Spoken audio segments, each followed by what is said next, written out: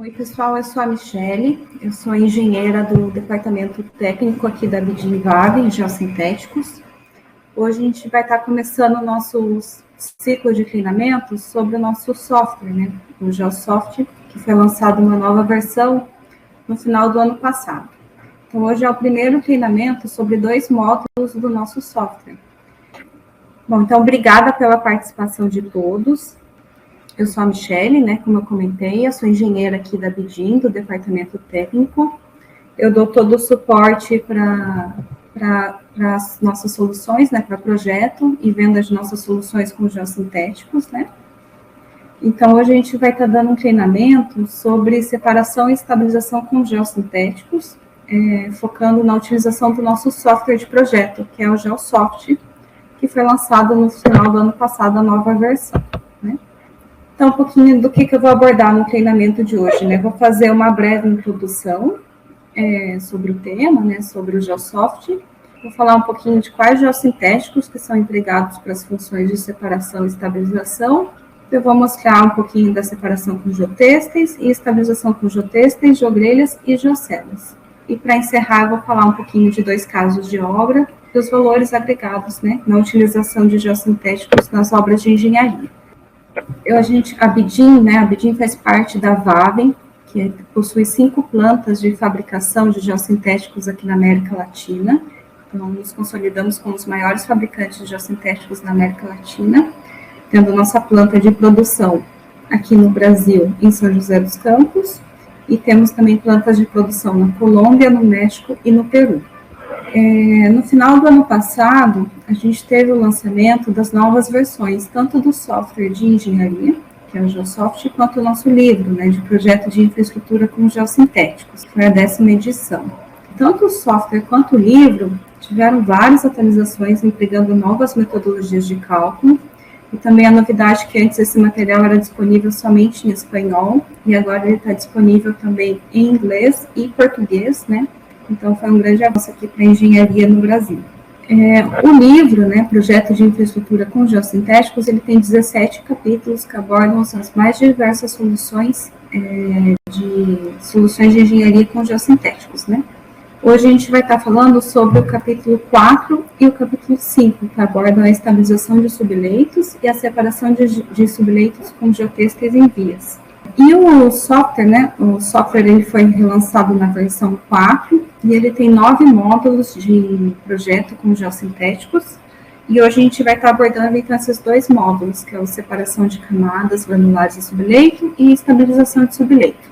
O objetivo desses treinamentos é falar um pouquinho, né, da parte um pouco mais técnica dessas 2 soluções, e mais principalmente mostrar, né, como se utiliza o software, para mostrar como ele é uma ferramenta muito simples para dimensionamento de projetos de engenharia com geossintéticos, né.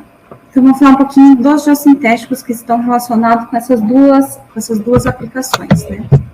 Para separação, a gente fala basicamente de separação de camadas, a gente emprega geotexto não tecido e geotexto tecido.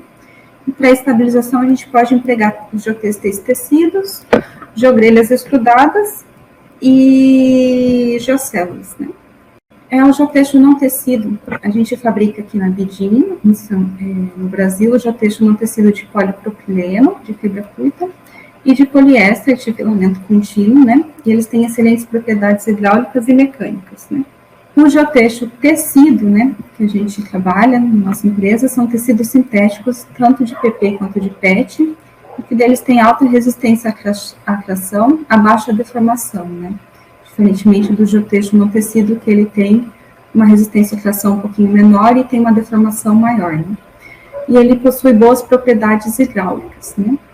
A gente está trabalhando também com um novo material, que é o geotexto tecido HF, né, que ele é um geotexto inovador, que ele alia uma estrutura tridimensional, né, que ele contribui para uma maior durabilidade das vias, né, das obras em que ele era empregado, e ele contribui também para a drenagem e uma melhora no desempenho mecânico das estruturas. Isso porque o geotexto tecido HF, ele engloba 3 funções, né. Todos os geotextos tecidos, eles têm a função de reforço e separação, né.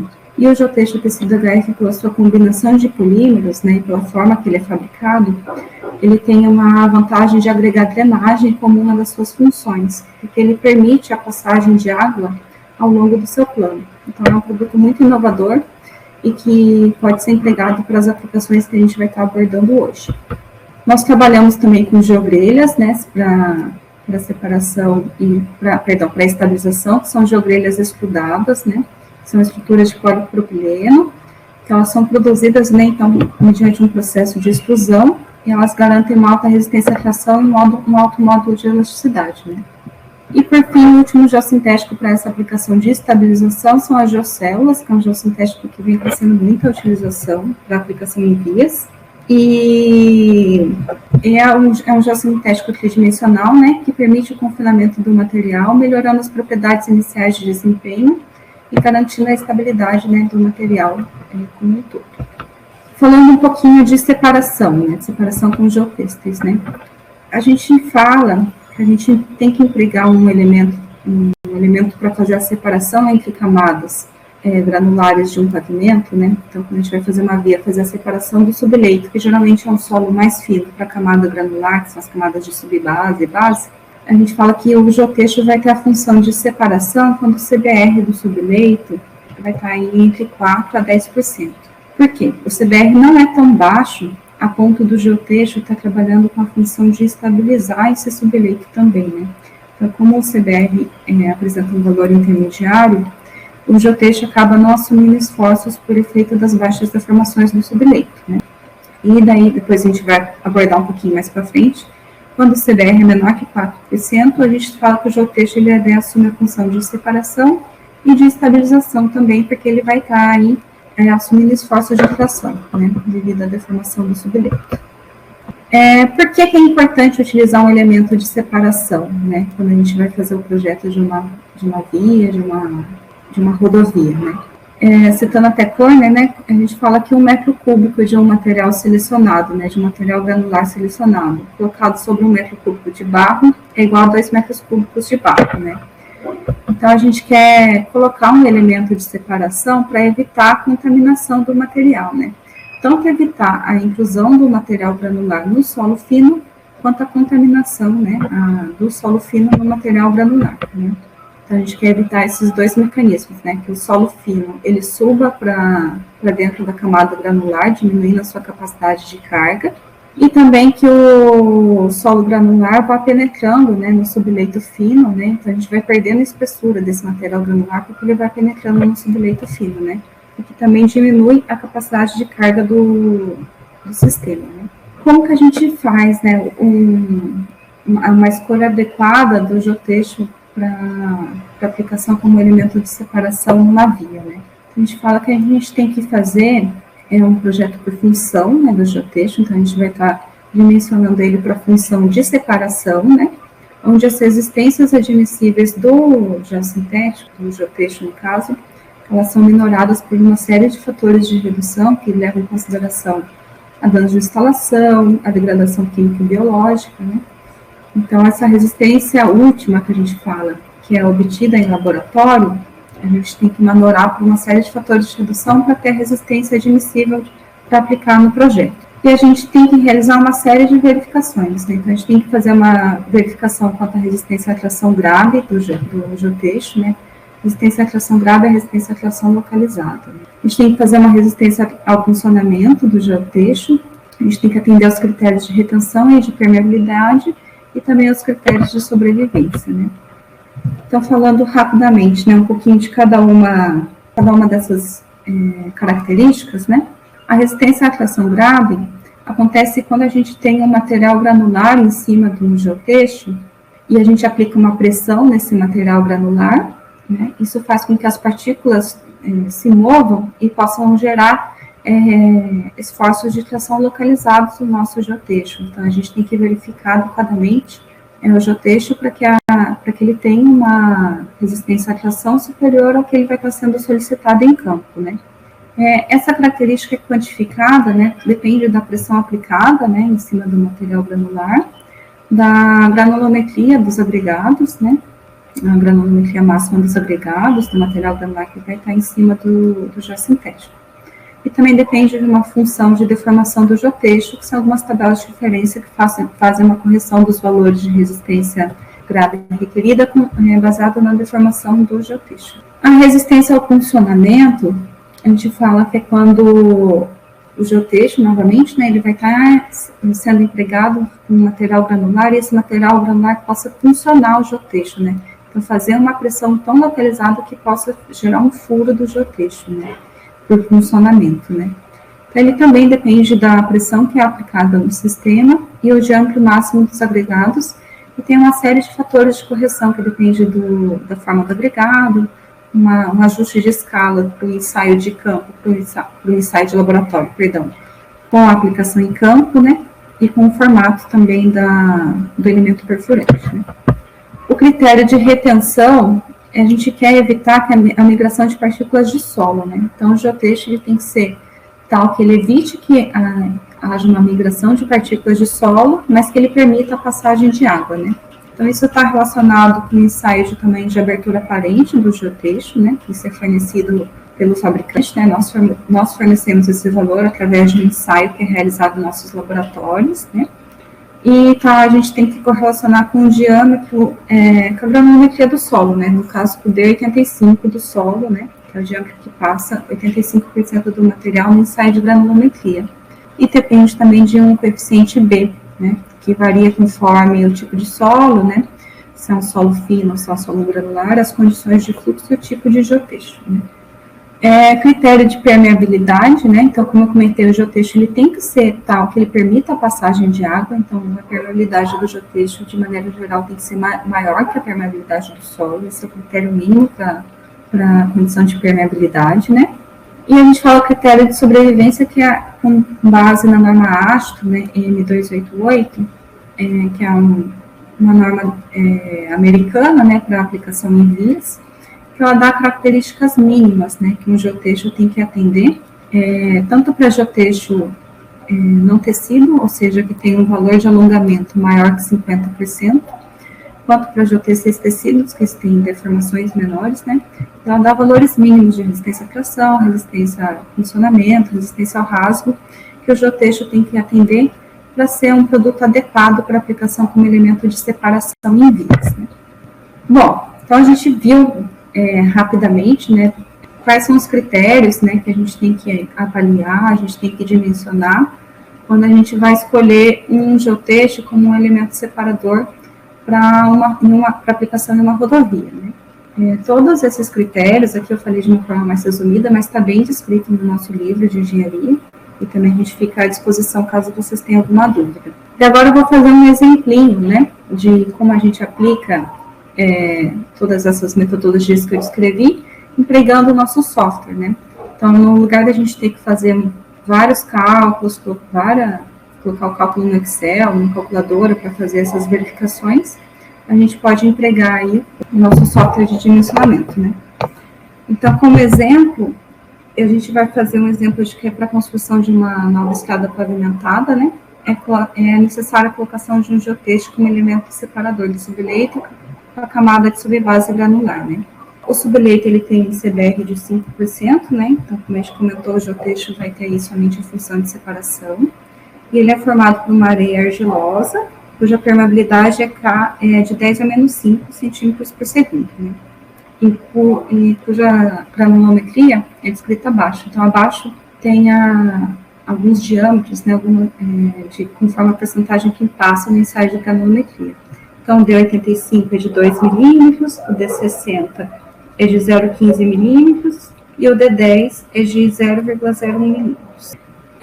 A pressão de calibragem, né, dos veículos que está circulando nessa via é de 550 kPa, ou seja, essa pressão de calibragem, né, a pressão que o pneu exerce sobre o material granular, é a pressão que a gente considera para título de dimensionamento, né.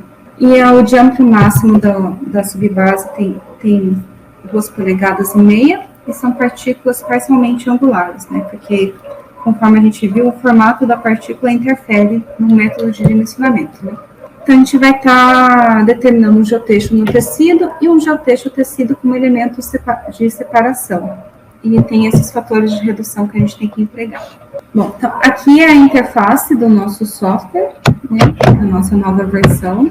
Já está todo em português, como eu comentei, foi uma atualização que a gente fez para essa nova versão, que os módulos estejam em português e também em inglês. Então, a gente vem, né, a gente vai fazer, então, o dimensionamento de separação de camadas granulares e sublíquidos. Só comentando, né, que a gente tem, então, 9 módulos de projeto no Geosoft, e a gente tem uma aba de documentos técnicos também, que ela tem normas, né, a listagem de normas empregadas em diversos países, temos fichas técnicas, manual de projeto, né, você consegue acessar o nosso livro através do software, temos alguns casos de obra e alguns detalhes construtivos também de nossas soluções. Então, essa aba é bem legal para dar suporte para os nossos projetos com geossintéticos. Mas voltando lá. Então, vamos fazer um dimensionamento de separação, né? Então, aqui a gente tem a opção de criar um novo projeto, né? Ou abrir algum projeto já existente. Então, vou criar um novo projeto. Vou chamar aqui de separação.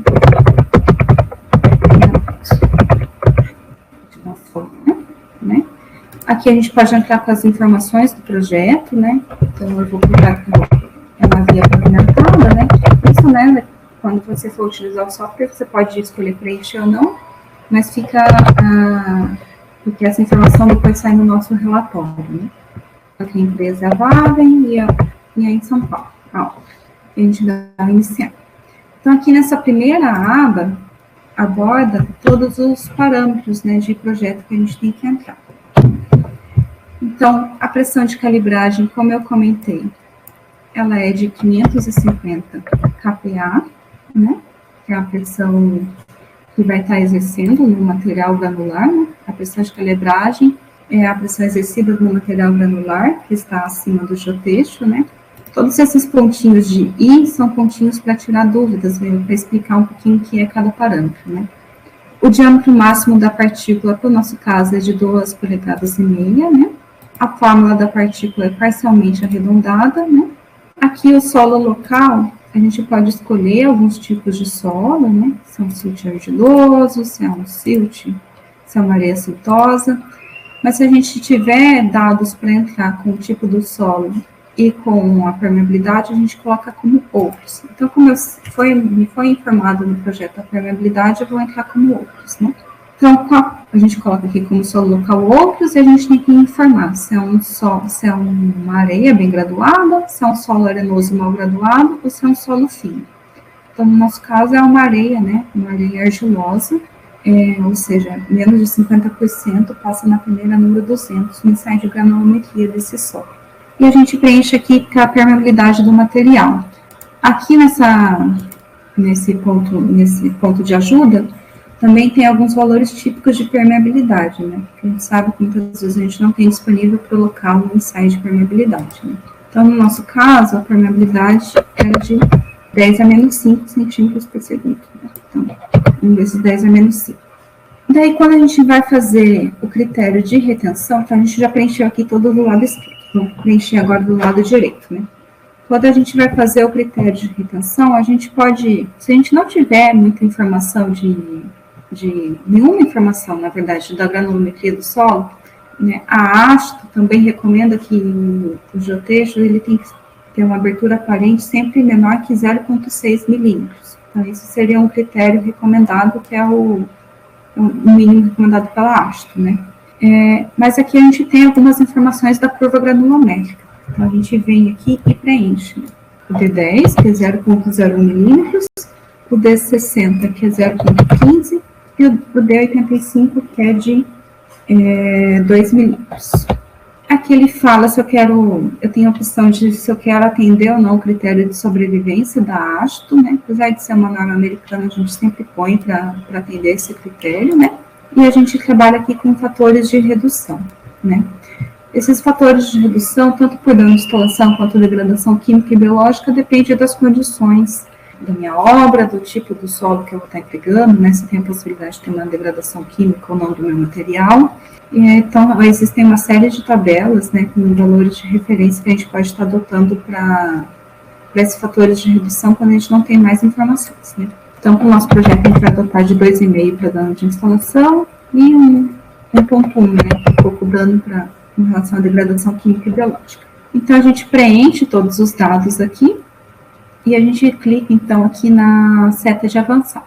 Só um comentário que aqui tem um módulo de ajuda, que ela mostra toda a metodologia de cálculo. Então, todos aqueles cálculos que eu mostrei no PowerPoint, né, na apresentação, eles estão aqui de uma forma resumida também, né, mais resumida do que está no livro, mas que a gente pode consultar de uma maneira mais rápida quando a gente quer estar fazendo um projeto, né? A gente dá o avançar, né? E daí o programa, ele já seleciona para a gente, né? Tanto um geotexto tecido quanto um geotexto não tecido, né? Então, ele nos dá essas duas opções, né, que a gente pode estar empregando, no nosso caso, com base nos dados de entrada, um geotexto tecido T2100, né, ou o nosso geotexto não tecido RT14, que os dois vão estar cumprindo todos os critérios de resistência ao funcionamento, tração grave, retenção e permeabilidade, né. Feito isso, se a gente quiser gerar um relatório, né, sobre essa metodologia, a gente dá um avançar aqui, que daí ele mostra esse esquema que é bem lúdico, né? A gente pode utilizar para gerar nossos relatórios de projeto e tudo mais.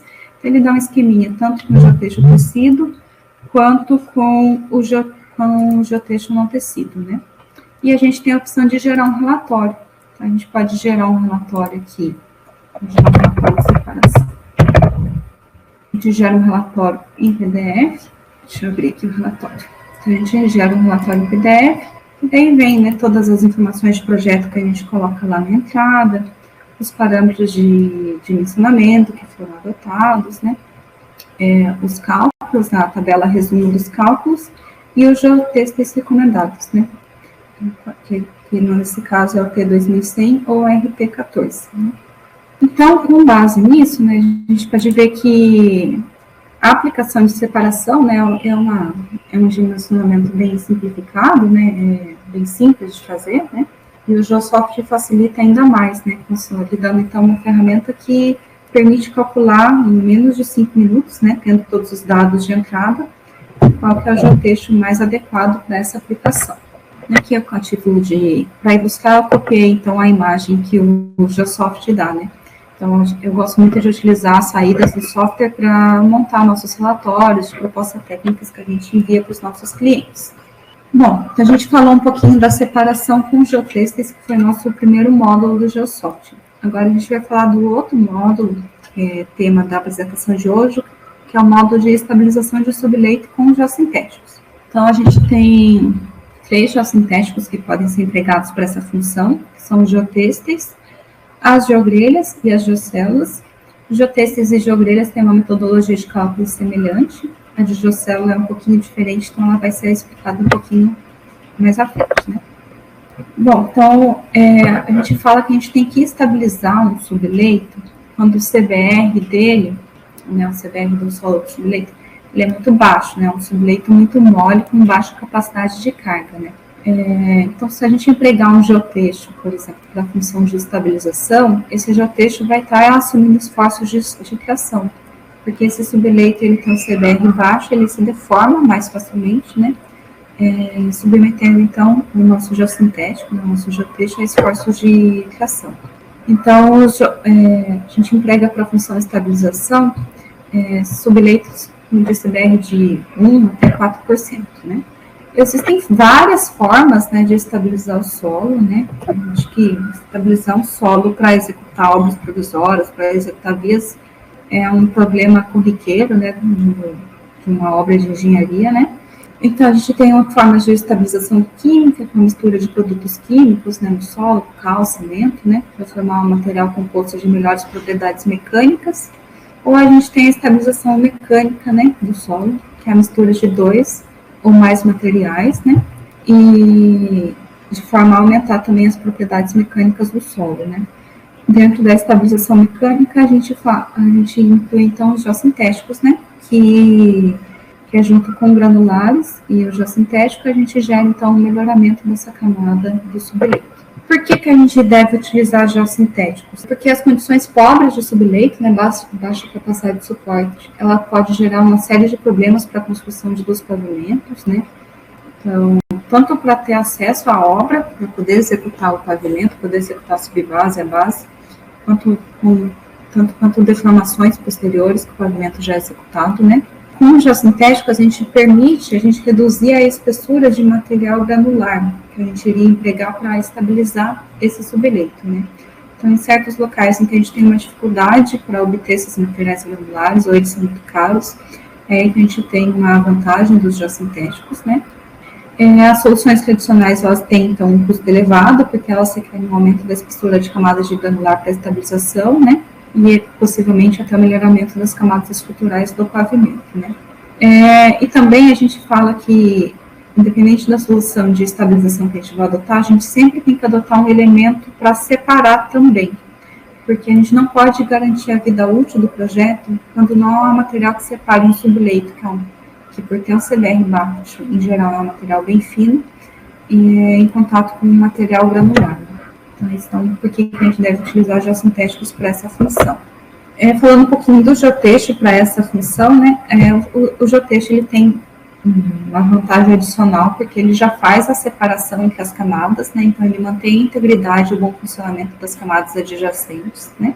Ele gera um melhoramento das propriedades mecânicas, né, então quando a gente inclui um geotexto, que é um elemento que tem uma resistência à tração, um solo que tem a resistência básica à compressão, a gente gera um melhoramento das propriedades mecânicas como um todo desse conjunto, né? E a gente fala também do efeito de membrana tensionada, né? Que, principalmente para a estabilização de subleitos, é um efeito válido, né? Que ocorre quando tem deformações, maiores deformações, né? Que daí o geotexto mais a camada do agregado, né? A ser submetido aos esforços da passagem dos pneus, né? Do tráfego, né? Ele gera esse formato, né, abaulado, né, esse formato de uma membrana tensionada, em que parte dos esforços são suportados pela resistência à tração do geotexto, né. E esse comportamento, ele faz com que tenha um controle, né, das deformações por trilha de roda, né. Então, é uma característica bem bacana. A gente também, né, como eu comentei lá atrás, a gente pode empregar as geogrilhas, né, e quais que são as funções que a geogrilha assume, né, quando a gente emprega ela, né, para estabilizar um subleito mole, né. A geogrilha, por ser um elemento cravado, ela faz um certo confinamento do material, então ela age por atrito e intercravamento da geogrilha com o material granular, né, tem uma restrição lateral aí de deslocamento desse material granular em contato com a geogrilha, né. Ela também dá esse suporte com efeito de membrana tensionada, né, no mesmo caso do geotexto, né, assume no formato de membrana tensionada, quando a gente tem deformações mais elevadas, né, então parte dos esforços são suportados pela resistência à tração da geogrelha, e ela tem um melhoramento da capacidade de carga, né, a gente desloca a superfície de falha, que é essa superfície de falha em amarelo, né, que está passando lá embaixo no subleito mole. Com a inclusão da geogrilha, a gente desloca ela para a camada granular, que tem uma maior resistência, né? Então, por isso que a gente fala que tem um melhoramento da capacidade de carga do sistema.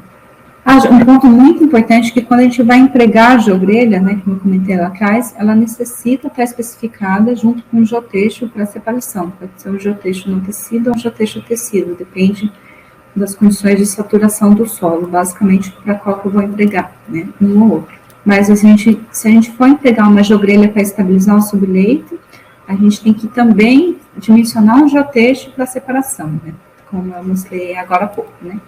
Outro ponto muito importante é que as geogrelhas utilizadas para essa função, né, de intercravamento de material granular, ela precisa ter uma eficiência nos nós, né, que é na junção das tiras da geogrelha, uma boa eficiência, né, porque esses nós vão estar sendo solicitados devido ao deslocamento, né, e ao travamento do material granular, né. Então, as geogrelhas estudadas, como elas são elementos contínuos formados pela exclusão do polímero, né, ela tem uma eficiência dos nós de cerca de 90%, que quer dizer que no nó, a resistência da geogrelha é cerca de 90% da resistência do produto acabado.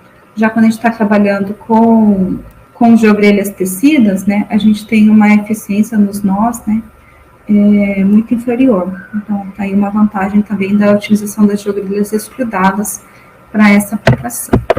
A ASTO, né, a M288, ela apresenta, né, uma série de propriedades mínimas, né, que um geotexto tem que ter, né, no caso de geotexto, um geotexto tem que ter para ser empregado como elemento de estabilização de subleito, né. Então, ela dá resistência à rotação mínima, resistência na costura, rasgo trapezoidal, funcionamento. Também dá algumas propriedades mínimas de permissividade e tamanho de abertura aparente, né. Quando a gente determina um geossintético para estabilização somente por essas propriedades, né, a gente está falando que a gente está determinando ele por tabelas de referência, né, por especificações de referência, né, então que dá os valores mínimos. Mas o mais correto é a gente fazer a metodologia de projeto, né, dimensionando mesmo o geossintético para a função que ele vai ser empregado, no caso que é a função estabilização, né. Então, para isso, né, para a função de estabilização, a gente utiliza a metodologia de projeto de Giro-Errant, que foi uma metodologia que foi realizada para vias, originalmente para vias não pavimentadas, né, e também adaptada para a estabilização de subleitos, né. É uma metodologia baseada na teoria de capacidade de carga do solo, né, e foi calibrada com ensaios de campo e laboratório.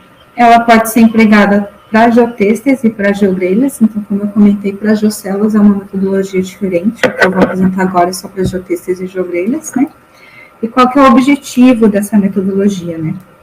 Ela possibilita determinar a espessura do material granular necessária para estabilizar o subleito sem a utilização de um geossintético, então somente com material granular, e com a inclusão de um geossintético juntamente com material granular.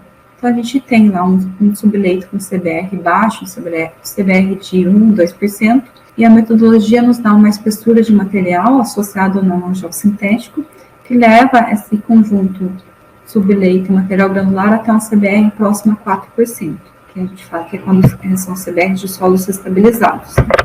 Quando a gente emprega o geossintético, né, em conjunto com o material granular, o objetivo, né, com base na metodologia de Giro-Errant, então, é a gente diminuir a espessura desse material granular, né, que tem todo o aspecto econômico e ambiental, né, em se utilizar menores espessuras de materiais granulares, né. Então, com a metodologia, a gente permite, com a inclusão de um geossintético, diminuir essa espessura de material granulado que é empregado para estabilizar o subleito. Quais são os dados necessários, né, para a gente fazer o cálculo dessa função de estabilização, né? A gente precisa de dados do tráfego, dados do solo e dados do geossintético. Então, dados do tráfego, a gente precisa carga por eixo, né, dos caminhões, dos veículos que vão estar passando em cima do meu sistema, a pressão que esses caminhões aplicam no solo, ou seja, a pressão de calibragem, né. Essas duas informações a gente consegue determinar um raio da área de contato, né, da roda no subleito. O número de repetições dessa carga, desse veículo, né, que irá passar, nesse veículo tipo, aqui o que é muito importante, né, quando a gente está falando em estabilizar, a gente não vai estar trabalhando com o número de repetições que a gente dimensiona, por exemplo, a nossa estrutura de pavimento, que é de 10 a sexta repetições de carga, né, de repetições padrões do veículo tipo. Não. Para estabilizar, né, como a gente só quer aumentar, então, melhorar, né, as características do subleito, a gente vai estar trabalhando com o número de repetições de veículos que trafegam na via durante a construção da via, né. Então, durante a obra, né, até eu finalizar a etapa de estabilizar o subleito, né, qual é o número de repetições de veículos que eu vou estar tendo, vai estar passando no meu sistema de estabilização, né. Também é necessário a gente adotar uma trilha de roda máxima permitida, né, ou seja, quanto que com a passagem do veículo pode afundar meu sistema de estabilização. A gente trabalha aí com valores de 25 a 100 milímetros, né. E daí, das características do solo, eu preciso do CBR do subleito e o CBR do material granular, que eu vou estar utilizando como elemento de estabilização. Para o geossintético, né, quais são os dados que a gente precisa? A gente tem que definir se a gente vai utilizar uma geogrelha como elemento de estabilização, ou um geotexto, né? A gente precisa do módulo de rigidez do geossintético, né? Lembrando que as geogrelhas têm um certo aporte quanto à rigidez, né? Então o módulo de rigidez dela é diferente de 0.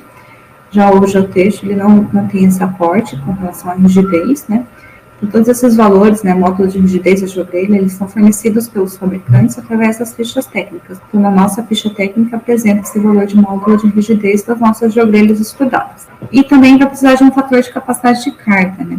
Esse fator de capacidade de carga foi definido, né, durante o desenvolvimento da metodologia, como de 3,14 para a situação sem reforço.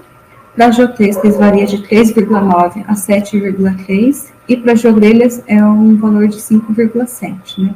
Os geotêxteis a gente fez todo um estudo de calibração da metodologia proposta, né? Para ter essa variação do fator da capacidade de carga conforme vai tendo um aporte melhor do nosso geotexto, né? Então, quanto mais resistente o nosso geotexto, maior o aporte que ele tem para o fator capacidade de carga, né? Então, aqui está os fatores de capacidade de carga, né? Dos nossos geotêxteis que a gente emprega para a função de estabilização e das nossas jogrelhas estudadas também. Isso também está disponível no nosso livro, né? Então, essa metodologia de Giro-Rhan, né, ela é baseada, né, no ângulo de distribuição de carga, nesse ângulo alfa, através do material granular, né, quando essa carga P, né, que as rodas dos veículos geram nessa espessura de material granular, onde que o esforço no subleito, né, o esforço que chega até o subleito, ele tem que ser inferior à resistência ao cincelamento não drenado do solo. Então, tem uma série de passos a passos que os autores chegaram até a obtenção da equação do método, né? Essa equação, que é essa equação um pouco grande, é uma equação interativa, né? Então, o objetivo dela é calcular a espessura do material granular H. Deixa eu pegar um computador. O objetivo é a gente calcular, então, essa espessura do material granular, mas é um cálculo iterativo, porque o H também entra aqui no meio da metodologia. Então, a gente tem que fazer os cálculos até ele convergir, né? E daí, todos aqueles outros parâmetros que eu expliquei, eles são contabilizados aqui, né? CBR da camada granular, CBR do subleito, módulo de rigidez, né? Número de repetições de carga, né? A carga por roda, né? O raio de contato, o afundamento máximo por trilha de roda, né, que a gente fala que fica entre 25 a 100 milímetros, que a gente tem que adotar no afundamento do nosso projeto, né. Tem alguns fatores, né, o FS e o FC, que são fatores de calibração pelo método, que foram definidos. O FS é um fator de 75 milímetros, o FC de 30 kPa, né, e o fator de capacidade de carga, que então depende também do tipo do geossintético. Bom, então a gente vê como esse cálculo, né, é um cálculo interativo. Então, a gente fazer isso no Excel, né, numa folha ou na calculadora, devido ao tamanho da equação, dá bastante trabalho.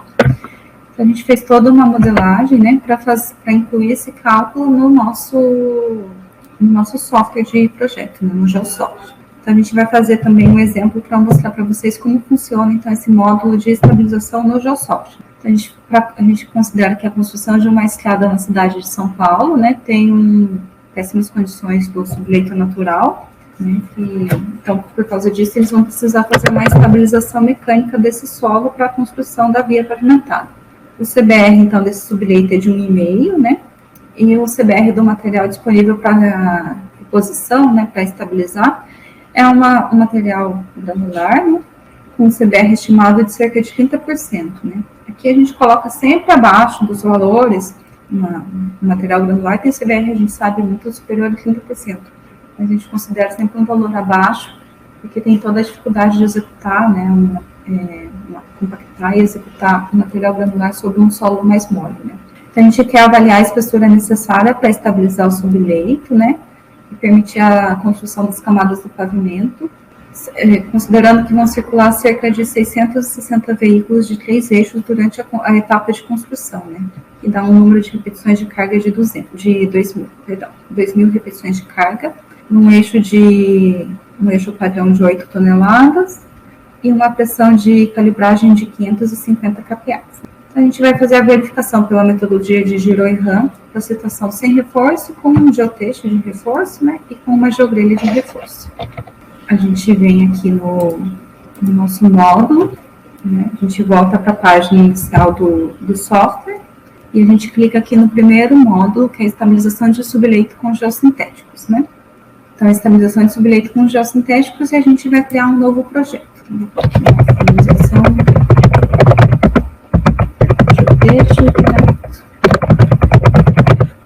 Novamente, a gente coloca aqui o nome do projeto, né, se a gente tiver essa informação, se a gente quiser preencher.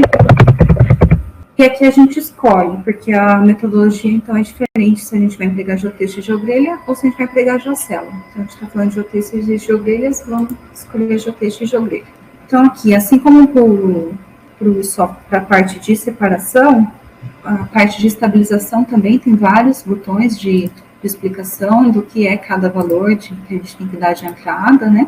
E toda aquela parte da metodologia que eu expliquei, que está descrita de forma detalhada no nosso livro, né?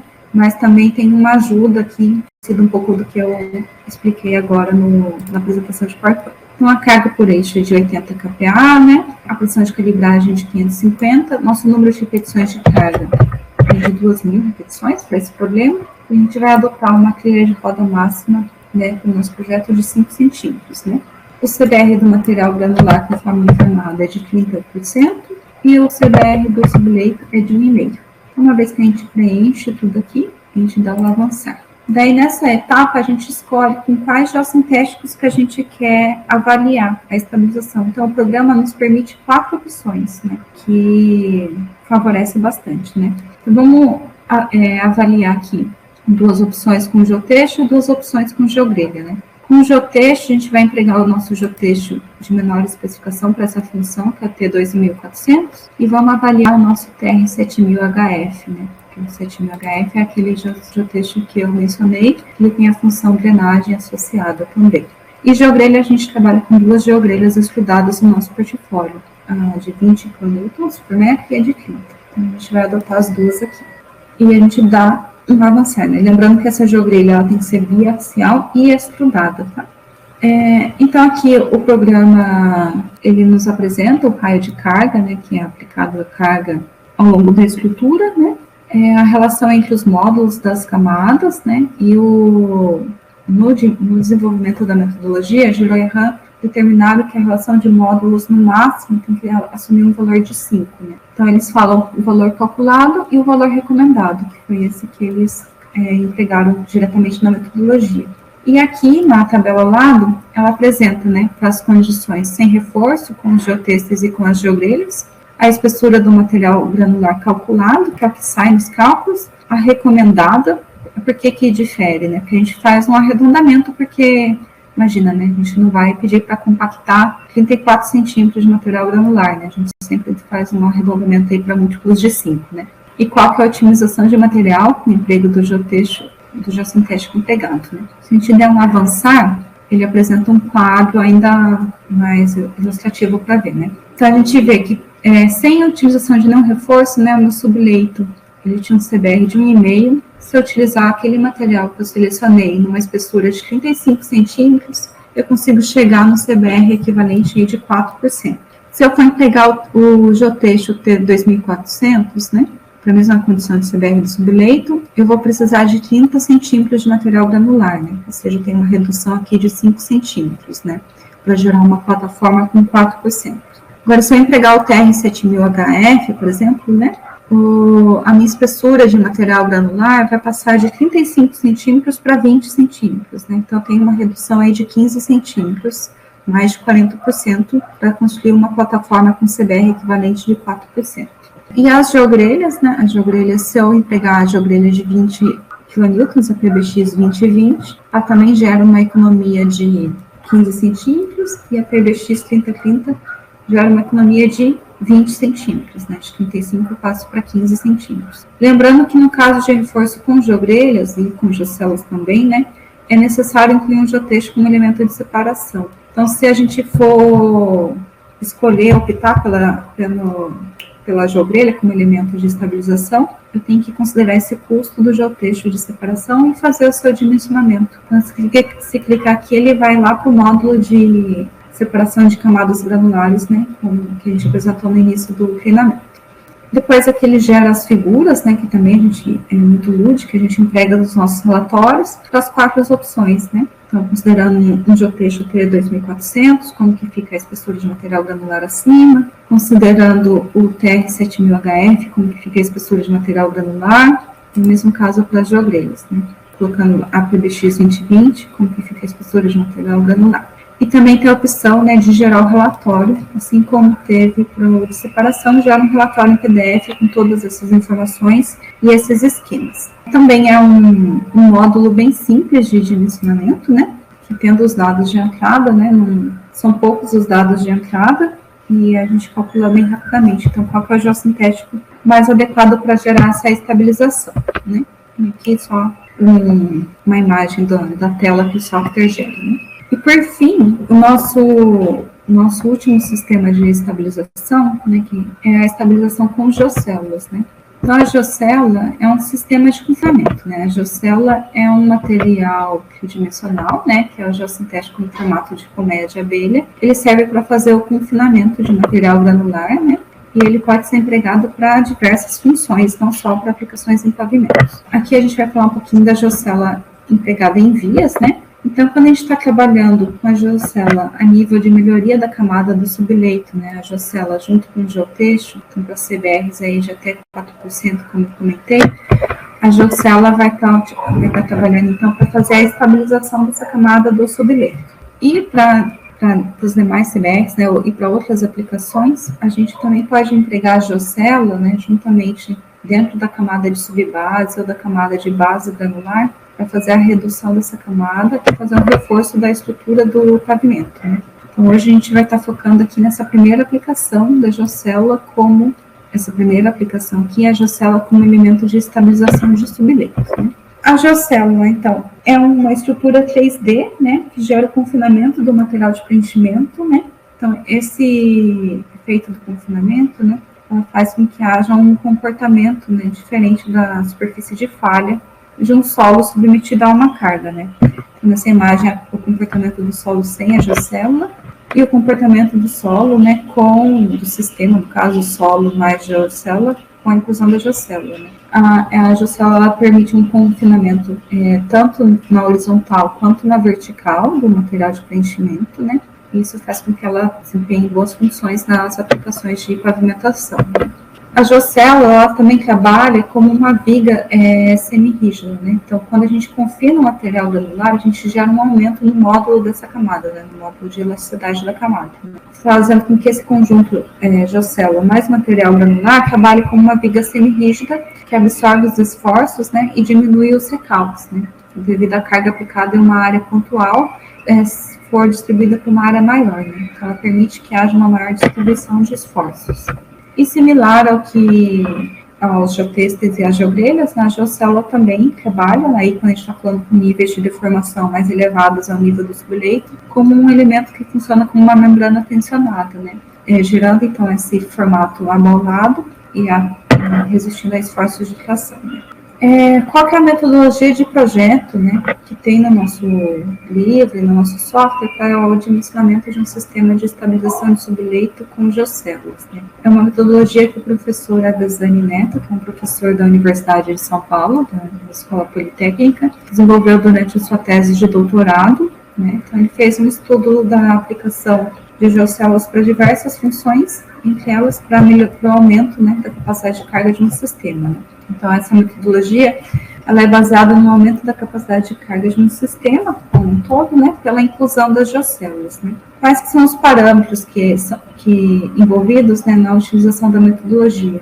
Então, o que eu preciso ter de dado de entrada, né? Eu tenho que ter o CBR do solo do subleito, a carga aplicada, a geometria das células, né. Então, a gente vai ver que tanto a altura quanto a abertura das células, né, que está diretamente relacionada com o seu efeito confinamento, são parâmetros importantes para a metodologia, né? E os parâmetros de resistência do material de preenchimento, né? Então, a metodologia do professor Abesani é uma metodologia baseada em capacidade de carga, né? Então, a gente fala que a capacidade de carga do suporte com reforço, né, da camada com reforço, é igual à capacidade de carga do subleito não reforçado, mais um fator de melhoria devido à geocélula e a carga aplicada, né? Então, a gente para a aplicação de estabilização, a gente vai trabalhar em transformar essas capacidades de carga em CBRs equivalentes, né? Ou seja, a partir de uma capacidade de carga, a gente vai estimar um CBR equivalente, e o nosso software, então, ele vai nos mostrar, né, que com a inclusão da geocélula, a gente permite elevar um CBR do subleito,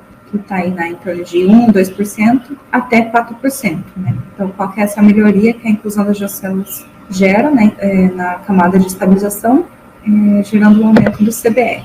A melhoria, né, devido à inclusão das geocélulas, que é quantificado por esse fator de melhoramento, que é esse G, né, que o professor Avezzani aplicou durante o desenvolvimento da sua metodologia, é devido ao efeito do confinamento e ao efeito de maior distribuição de cargas. O efeito de membrana tensionada ele não quantificou na sua metodologia. Né? Então, a melhoria devido ao cisalhamento, né, falando de uma forma muito simples, né, toda essa metodologia está descrita de forma detalhada no nosso livro de projeto, né, mas o confinamento, né, ele gera um esforço de cisalhamento dentro das células, né, representado aqui por essa força vertical FT aqui, né. Então, esse esforço de cisalhamento dentro das células, né, ela depende de uma série de fatores, né, então depende da altura da célula, depende da abertura da célula, depende do coeficiente de empuxo passivo do solo, que eu vou estar preenchendo a minha geocélula, da carga aplicada, que eu vou estar aplicando no meu sistema. Aqui, essa imagem faz referência quando a gente está aplicando uma carga de formato retangular, né, que tem uma dimensão B e L. No caso, para a pavimentação, a gente está aplicando uma carga de formato circular, que seria o raio da roda, né. Então, o B e o L são iguais ao raio da roda, né. E como é um esforço que depende aí do atrito, né, entre o solo e a geocélula, então a gente depende, esse esforço de cisalhamento depende do ângulo de atrito na interação solo-geocélula, né. Esse ângulo de atrito, se a gente não tiver ensaios para quantificar, ele pode ser estimado, né, como uma porcentagem do ângulo de atrito do material de preenchimento, né. E a melhoria devido à distribuição de esforços, né, é que a gente considera que a gente tem uma carga aplicada em cima da geocélula, né, e essa carga, que é esse P asterístico aplicada abaixo da geocélula, no nível do subleito, né, ela vai ser menor que essa carga aplicada no topo, através dessa maior distribuição de esforços, né. Então, a gente faz um equilíbrio de esforços, né, que considerando, então, que a carga aplicada ao nível do subleito, que é esse P asterístico, né, nessa área que ela é aplicada, nessa área de distribuição de esforços, é igual à carga do topo, minorada pelo esforço e subtraindo o esforço de cisalhamento, né.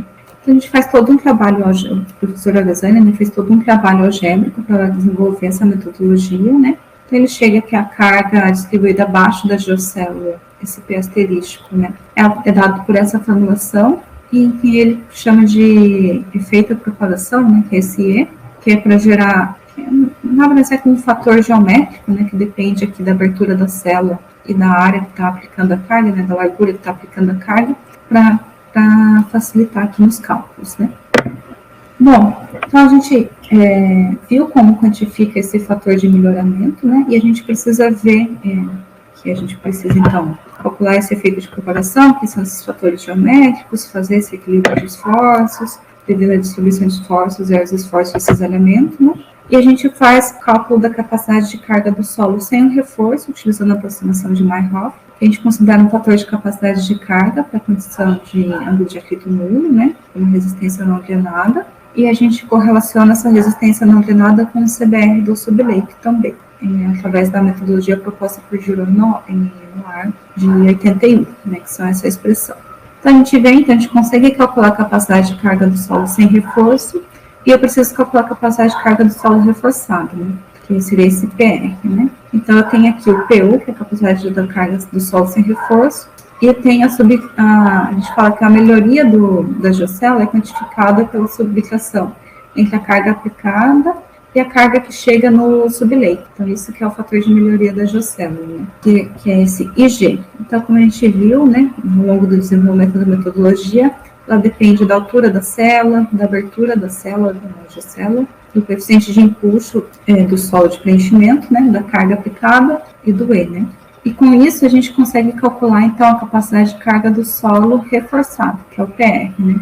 A gente sempre aplica aqui um fator de segurança no fator de melhoria, e com base, tendo esse PR, né, a gente consegue, então, calcular o CBR equivalente dessa camada reforçada, através dessa mesma expressão apresentada aqui, né, expressão sem reforço. Então, basicamente, esse é o passo a passo da metodologia do professor Avezzani para cálculo de estabilização com geocélulas, né.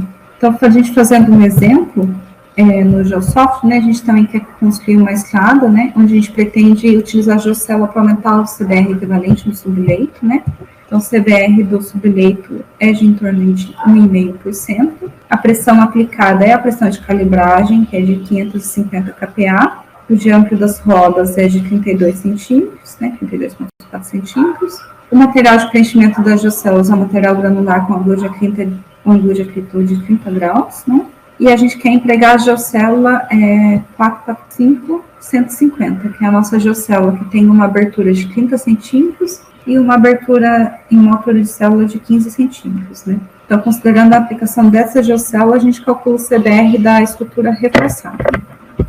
Então, vamos voltar lá para o software. Então, a gente volta aqui para o início do software. Novamente para o módulo de estabilização, a gente cria um novo projeto. Um pouquinho de geocélula. Aqui a gente entra com o nome do projeto, né? Novamente, né? se for necessário. E aqui no módulo de estabilização, então agora a gente vai escolher a geocélula como elemento de estabilização. Então aqui a gente vem e coloca todos os parâmetros que tem no nosso problema, né? Então, a pressão de calibragem é de 550 kPa, CBR do subleito é de 1,5. Aqui ele já está definido as duas geocélulas mais empregadas para pavimentação, que é a 356-120 e a 445-150.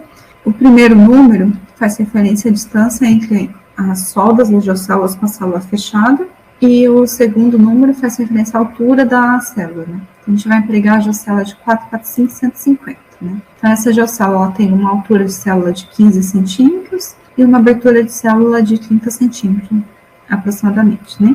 Isso já vem por ficha técnica, né? Então, escolhendo o geossintético, ele já carrega aqui esses valores de altura e abertura. O material de preenchimento tem um ângulo de atrito de 30 graus, então, com base nesse ângulo de atrito, ele calcula o coeficiente de empuxo passivo do solo, né?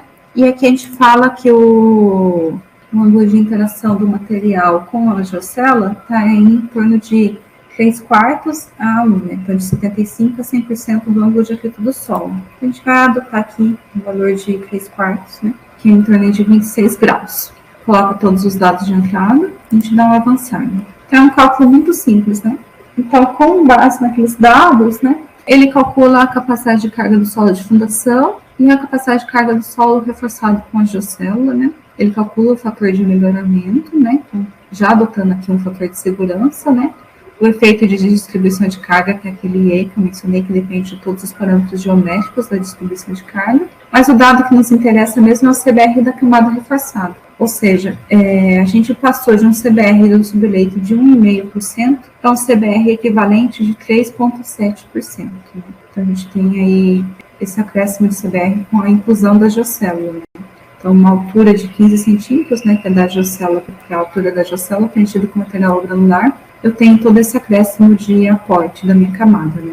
E aqui também ele deixa bem claro, né, como eu mencionei, que com no caso de reforço com geogrilos e geocélulas, a gente precisa incluir um geotexto como elemento de separação. Então, ele também, se clicar, pode levar para o módulo de separação.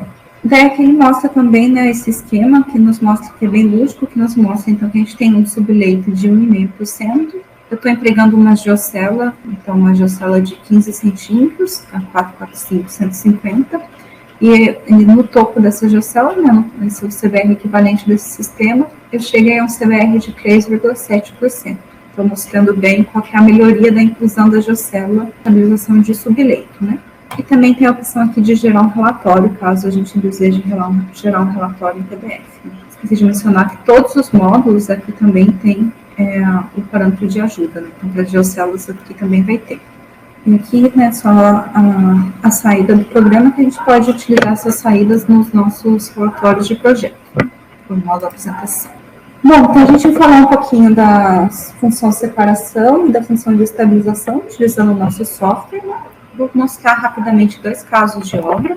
Esse primeiro foi um caso de obra que foi feito com a estabilização de um subleito com geotexto tecido, que foi uma obra num galpão logístico aqui no Brasil, no estado de São Paulo, foi realizada no ano passado, e foram empregados os geotextos tecidos TR3000 a TR5000. Então, qual era o problema, né? Ele tinha essa estrutura de pavimento, E no projeto estava especificado que a espessura de rachão agulhado no subleito, que tinha um CBR inferior a 2%, era aí superior a 60 centímetros.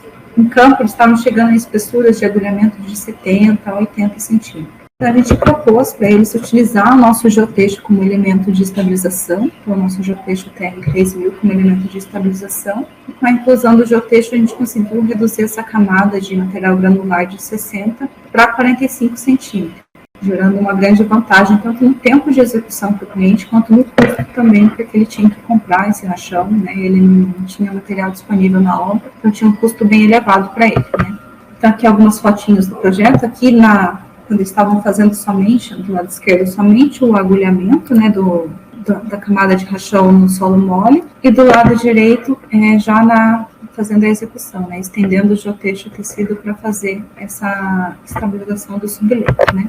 Aqui, quando eles começaram, depois que já estenderam o geotexto, eles começaram a fazer o preenchimento da camada de granular acima do geotexto, né, e depois aqui já finalizado com o pavimento intertravado, né, então foram feitos vários controles de viga Belkman durante a construção, para garantir os deslocamentos previstos no projeto, né.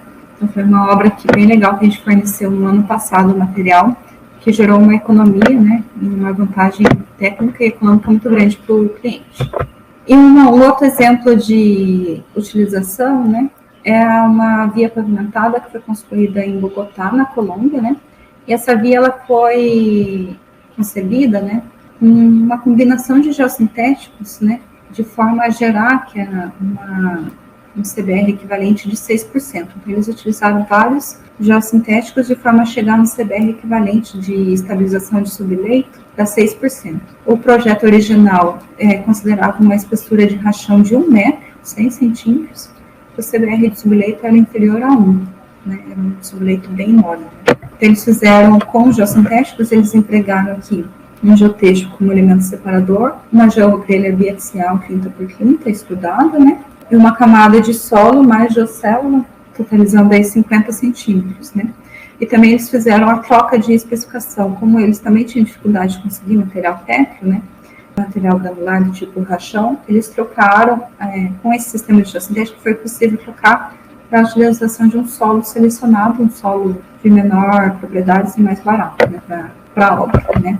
Então, aqui, eles, durante a instalação, que eles estavam fazendo a instalação do geotexto de separação e da geogrelha, né, aqui já está vindo aqui com esse solo, né, então não foi empregado um material granular, foi empregado um solo bom para pavimentação, e depois, em cima desse solo, eles, para chegar naquela plataforma de 6%, eles estenderam uma camada de geocélula aí, e fizeram o preenchimento com esse mesmo material, chegando então no CBR que o projeto pedia, né. Falando um pouquinho dos valores agregados, né, das nossas soluções, né, então, todas essas soluções apresentadas aqui, né, elas geram um valor para o cliente, tanto o valor no aspecto econômico, quanto o valor ambiental também, né, alinhado com os nossos propósitos de construir ambientes saudáveis e sustentáveis, né. As soluções com geossintéticos, em geral, geram uma redução de investimento, a gente fala de investimento de uma economia de até 40%, aumenta a durabilidade das vias em que ela é empregada, diminui o tempo de execução, né, porque geralmente a gente diminui a espessura de compactação, a espessura de escavação, né, para fazer um reforço de subleito de um pavimento, né, e favorece o meio ambiente, né, ao reduzir a exploração de material pétreo, né, porque a gente reduz a distância de transporte, reduzindo assim a emissão de CO2 para o meio ambiente, né. Bom, então esse nosso objetivo como empresa é gerar soluções, né, que constroem um mundo melhor, né, soluções de engenharia com geossintéticos que construam um mundo melhor. Então esse foi vou voltar para a plataforma agora, esse foi nosso primeiro módulo, né, de projeto com geossintético do Geosoft. Eu acho que eu já passei muito do tempo, então, caso vocês tenham alguma dúvida, vocês podem entrar em contato, nos escrever, e ao longo dos próximos dias a gente vai continuar com o nosso treinamento para apresentar para vocês outros módulos, né. Os outros módulos, alguns seguem um passo a passo um pouco mais detalhado, né, tem mais variáveis de entrada. Então, é importante participar de todos os treinamentos para aprender bem a utilizar a nossa ferramenta de projeto. A gente fica à disposição de todos. Então, ok? Obrigada pela participação e nos vemos no próximo treinamento.